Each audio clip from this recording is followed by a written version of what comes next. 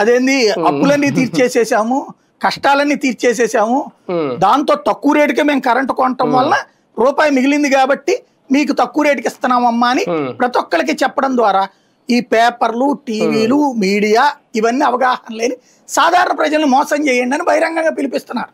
అంత మించి ఇంకేం లేదు ఇందులో.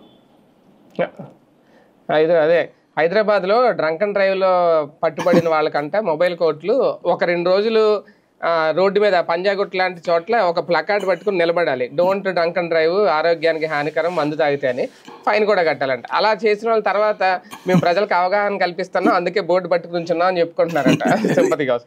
ఇది కూడా అలాగే ఉంటుందేమో సార్. కానీ ఇక్కడ ఇంధన సర్దుబాటు ఛార్జీల్లో ఇప్పుడు 40 పైసలు వసూలు చేస్తున్నారు. ఆ 40 పైసల్లో ఈ 13 పైసలు తగ్గింపు, అందువల్ల యూనిట్ ధర అంటే అసలు యూనిట్ ధర అలాగే ఉంటుందా సార్? అసలు యూనిట్ ధర అయితే తగ్గదు, ఇంధన ఛార్జీలు సర్దుబాటులో మాత్రమే ఈ 13 పైసలు తగ్గింపు అనేది తాత్కాలికమా సార్?